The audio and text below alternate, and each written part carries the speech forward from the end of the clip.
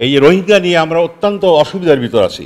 এই রোহিঙ্গার পর কে বা কাহারা এই মানবিক করিডোর ব্যাপারে আর ওনাদের কাছে প্রস্তাব দিছে, আমাদের ফরেন অ্যাডভাইজার তাতে সম্মতি দিছে, এটা কিভাবে করলো?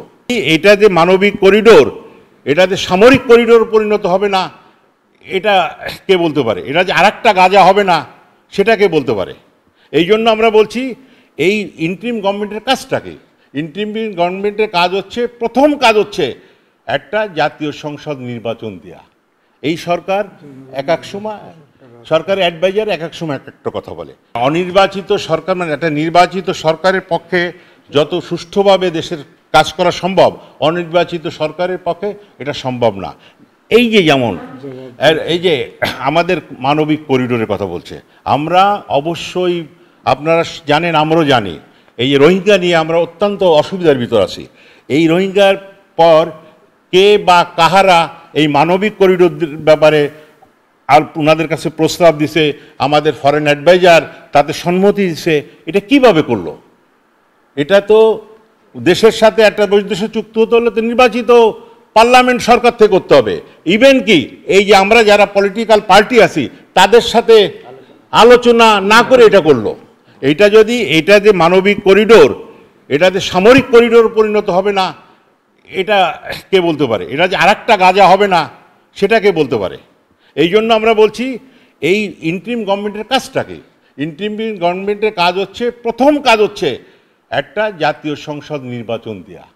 এই সরকার এক এক সময় সরকারের অ্যাডভাইজার এক এক সময় এক একটা কথা বলে। কেউই বলে স্থানীয় সরকার নির্বাচন, কেউই বলে 5 বছরের জন্য থাকতে হবে। এইটা নিয়ে ডক্টর ইউনূস সাহেব অত্যন্ত ভালো লোক, আমরা তাকে পছন্দ করি, এই সরকারের প্রতি আমাদের সাপোর্ট আছে। কিন্তু এইভাবে চলতে থাকলে কতদিন সাপোর্ট দেওয়া যাবে সেটা বিবেচনার বিষয়।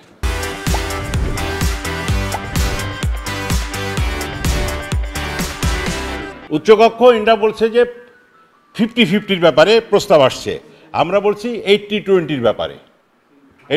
80% ইলেক্টেড থেকে হবে আর 20%। আর ডেপুটি স্পিকার ইন্ডা বলেছে একজন